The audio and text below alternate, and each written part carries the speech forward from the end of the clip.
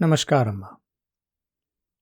ગયા અધ્યાયમાં આપણે સાંભળ્યું કે રાજા પુરંજનની સ્ટોરી આગળ વધી રહી છે. નારદજી પ્રાચીન બહીને સંભળાવી રહ્યા છે કે કેવી રીતે ચંડ વેગે પુરંજનપુરી પર ચઢાઈ કરી છે અને કાળકન્યા ત્યારે પેલા યવન એવા ભય સાથે પહોંચી છે અને એની સાથે એનો ભાઈ પ્રજ્વાર જોડાયેલો છે અને એ હવે ઉતરી આવવાના છે પુરંજનની નગરી પર. આ વાર્તાને આપણે આગળ વધારવી છે. અત્યારે આપ જો આ પાછળના 3 અધ્યાય સાંભળ્યા હોય તો આપણને થાય એમ કે આ ઘટનાનો ક્યાં લઈ જઈ રહી છે મને આ story. Why is this story being told to me? મને કેમ આ સ્ટોરી સાંભળવામાં આવી રહી છે? અને એના કારણ આપણને બહુ ક્લિયર થશે એ આવતા અધ્યાયમાં થશે. આ અધ્યાયમાં પણ નહીં, પણ આ અધ્યાયમાં એ સ્ટોરીનો એ તરફ અંત જઈ રહ્યો છે જ્યાં આપણે એ સ્ટોરી કેમ આપણને કહેવામાં આવી અને એનામાં આપણે શું સમજવાનું છે એની વાત થશે. આજના અધ્યાયમાં આપણે પુરંજનના બીજા જન્મની વાત સાંભળવી છે. નારદજી કહે છે કે હે રાજન, પછી ભય નામના યવનરાજના આજ્ઞાંકિત સૈનિકો પ્રજ્વાર અને કાળકન્યાની સાથે એ પૃથ્વી પર વિચરવા લાગ્યા અને સર્વત્ર વિચરવા લાગ્યા. એકવાર તેમણે ભારે વેગપૂર્વક ઘરડા સાપથી સુરક્ષિત અને સંસારની સર્વ પ્રકારની સુખ સામગ્રીથી સંપન્ન પુરંજનપુરીને ઘેરી લીધી. ત્યારે જેની ચુંગાલમાં ફસાઈને પુરુષ તરત જ સત્વહીન એટલે કે નિસાર બની જાય છે, તે કાળકન્યા પરહાણે તે પુરીની પ્રજાનો ભોગ કરવા લાગી. વૃદ્ધાવસ્થા આવી છે. તે સમયે તે યવનો જે રોગ અને પેલો તાપ જે છે એ બંને પણ કાળકન્યા વડે ભોગવાઈ રહેલી તે પુરીમાં ચારે તરફ ભિન્ન ભિન્ન દરવાજાઓમાં થઈને ઘૂસી ગયા અને તેનો વિધ્વંસ કરવા લાગ્યા. પુરીને આ રીતે પીડિત કરવામાં આવતા તેના સ્વામિત્વનું અભિમાન રાખનારા તથા મમતાગ્રસ્ત બહુકુટુંબી રાજા પુરંજનને પણ અનેક પ્રકારના ક્લેશો પરેશાન કરવા લાગ્યા. કાળકન્યાના આલિંગન કરવાથી તેની સારી સંપત્તિ શોભા નષ્ટ થઈ ગઈ તથા અત્યંત વિષયાસક્ત હોવાને કારણે તે ઘણો જ દીન થઈ ગયો. તેની વિવેક શક્તિ નષ્ટ થઈ ગઈ. ગંધર્વો અને યવનોએ બળપૂર્વક તેનું સઘળું ઐશ્વર્ય લૂંટી લીધું. તેણે જોયું કે સઘળું નગર નષ્ટ ભ્રષ્ટ થઈ ગયું છે. પુત્રો, પૌત્રો, નોકર ચાકરો અને અમાત્યગણ પ્રતિકૂળ થઈને અનાદર કરવા લાગ્યા છે. પત્ની પ્રેમરહિત થઈ ગઈ છે. પોતાના શરીરને કાળકન્યાએ વશ કરી લીધું છે અને પાંચાલ દેશ શત્રુઓના હાથમાં પડીને ભ્રષ્ટ થઈ ગયો છે.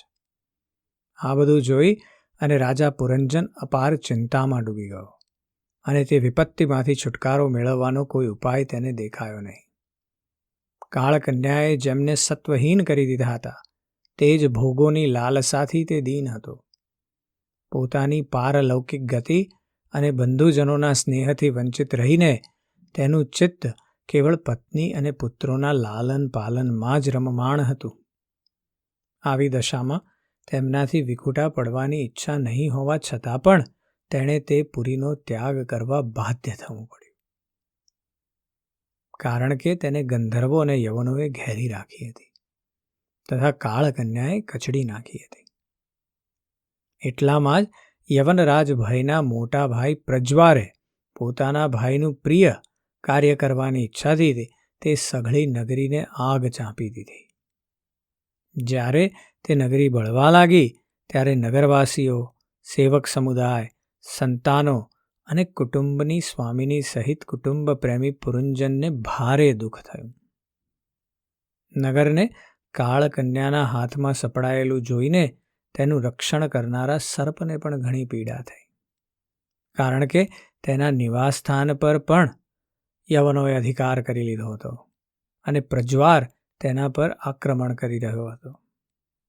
તે નગરનું રક્ષણ કરવામાં જ્યારે તે સર્વથા અસમર્થ થઈ ગયો ત્યારે જેમ બળતા વૃક્ષની બખોલમાં રહેનારો સાપ તેમાંથી નીકળી જવા ઈચ્છે છે, તેવી જ રીતે તેણે પણ મહાકષ્ટથી કાંપતા કાંપતા ત્યાંથી ભાગી જવું પડ્યું. તેના અંગ પ્રત્યંગ ઢીલા પડી ગયા હતા તથા ગંધર્વોએ તેની બધી જ શક્તિ નષ્ટ કરી દીધી હતી.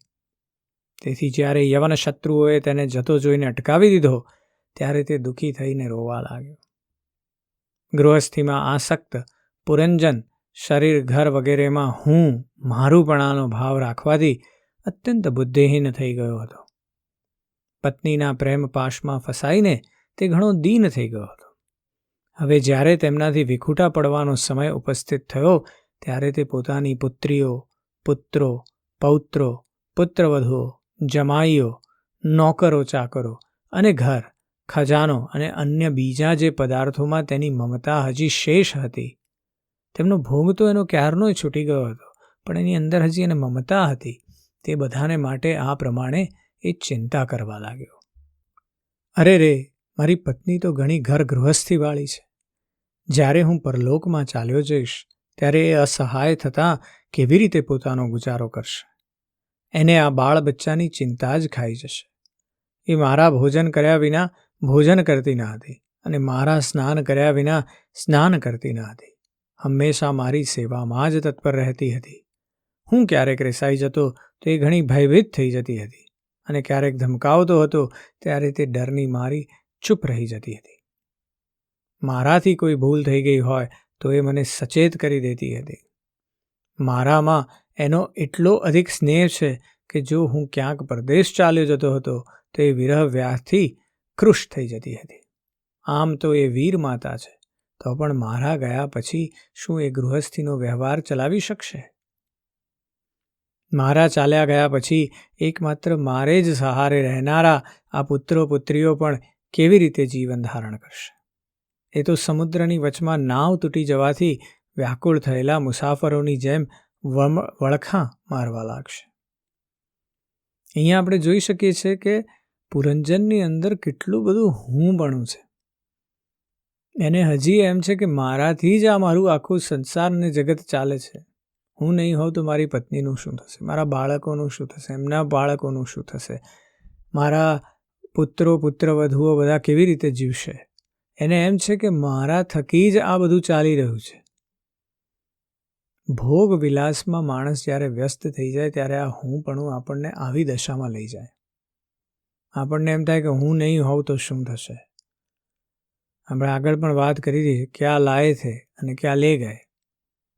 છેલ્લે તો ગ્રેટ એલેક્ઝાન્ડરના 2 હાથ જ હતા બહાર, અને એ જ વાત અહીંયા છે કે બસ એટલું જ છે.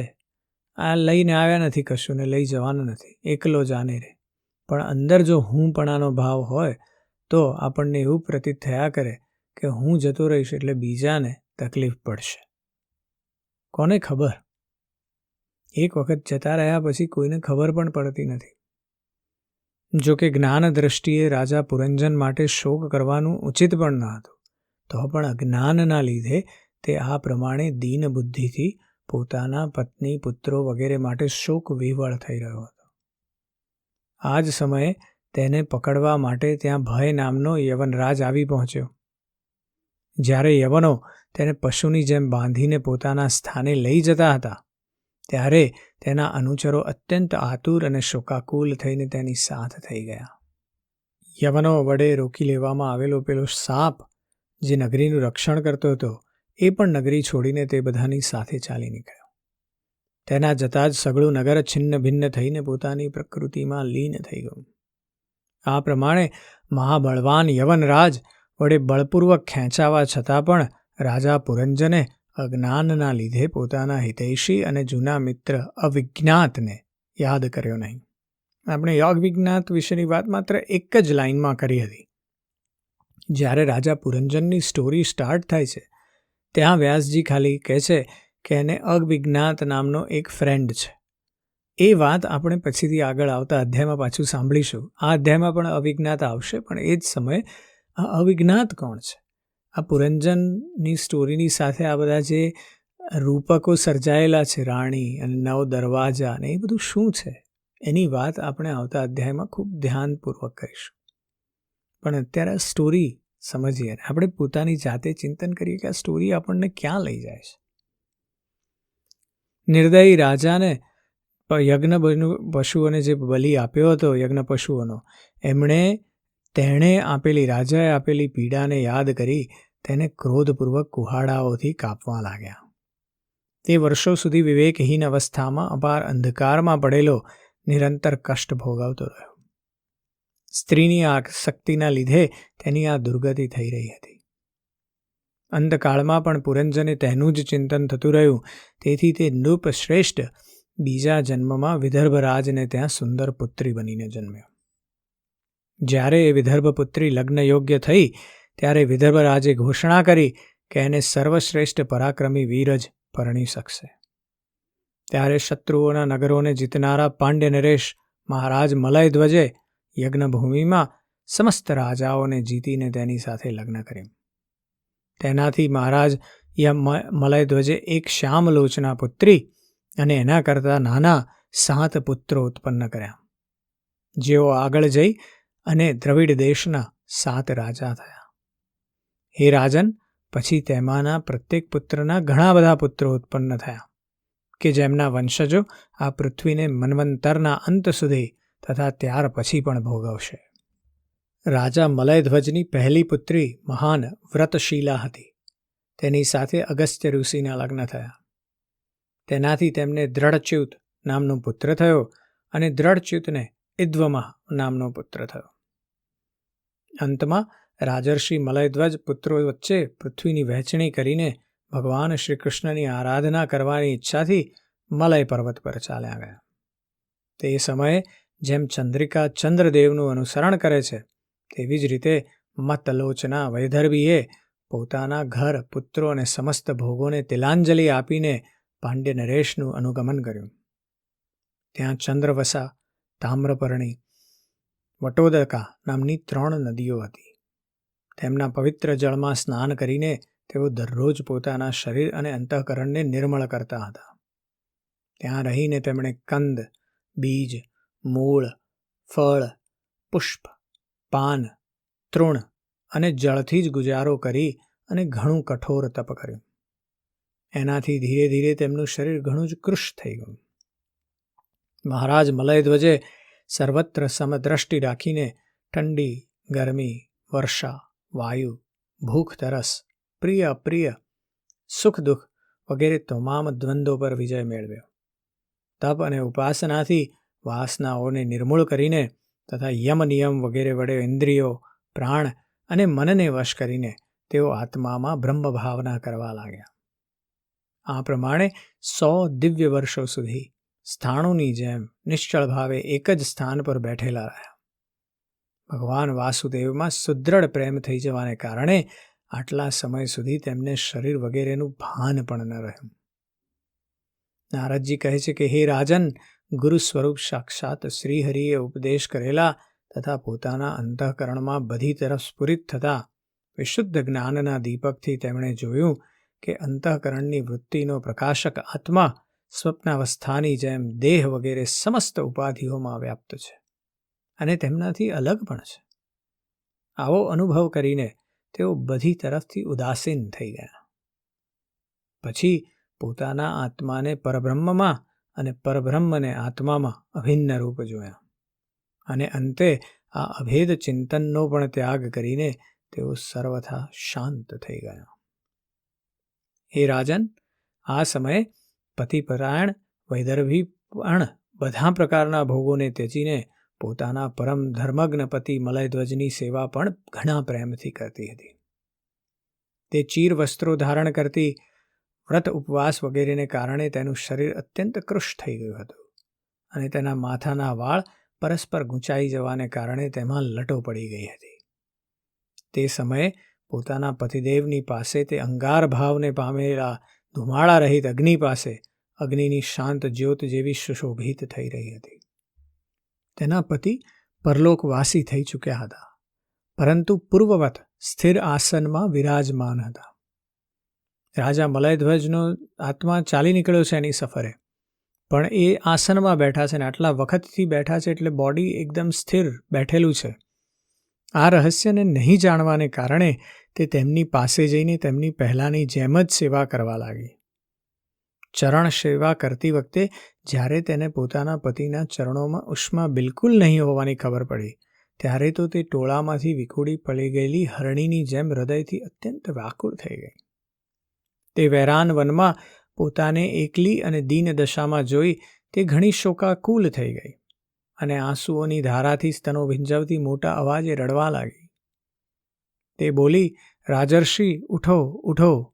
સમુદ્રથી ઘેરાયેલી આ પૃથ્વી લૂંટારાઓ અને અધર્મમય રાજાઓથી ભયભીત થઈ રહી છે. તમે તેનું રક્ષણ કરો. પતિની સાથે વનમાં ગયેલી તે અબળા આ પ્રમાણે વિલાપ કરતી પતિના ચરણોમાં પડી અને રડી રડીને આંસુ વહાવવા લાગી. લાકડાની ચિતા બનાવીને તેણે પોતાના પતિનું શબ મૂક્યું અને તેને આગ લગાડીને વિલાપ કરતા કરતા પોતે સતી થવાનો નિશ્ચય કર્યો. હે રાજન, આ જ સમયે તેનો કોઈ જૂનો મિત્ર, એક આત્મજ્ઞાની બ્રાહ્મણ ત્યાં આવ્યો. તેણે તે રડતી અબળાને મધુર વાણીથી સમજાવતા કહ્યું, તું કોણ છે? કોની પુત્રી છે? અને જેના માટે તું શોક કરી રહી છે તે આ સૂતેલો પુરુષ કોણ છે? શું તું મને નથી જાણતી? હું તે જ તારો મિત્ર છું કે જેની સાથે તું પહેલાં વિચરણ કર્યા કરતી હતી. મિત્ર, શું તને પોતાની વાત યાદ આવે છે કે કોઈ વખતે હું તારો અવિજ્ઞાત નામનો મિત્ર હતો? તું પૃથ્વીનો ભોગ ભોગવવા માટે, નિવાસસ્થાનને ખોળવા માટે મને છોડીને ચાલ્યો ગયો હતો. હે આર્ય, પૂર્વકાળમાં તું અને હું એકબીજાના મિત્રો અને માનસ નિવાસી હંસ હતા. આપણે બંને હજારો વર્ષો સુધી કોઈ નિવાસસ્થાન વગર જ રહ્યા હતા.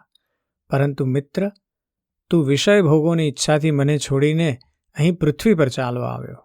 અહીં ઘૂમતા ઘૂમતા તે એક સ્ત્રીએ રચેલું સ્થાન જોયું. તેમાં 5 બગીચા, 9 દરવાજા, 1 દ્વારપાળ, 3 કોઠા, 6 વૈશ્યકુળ અને 5 બજાર હતા. તે નગર 5 ઉપાદાન કારણોથી બનેલું હતું અને તેની સ્વામિની એક સ્ત્રી હતી.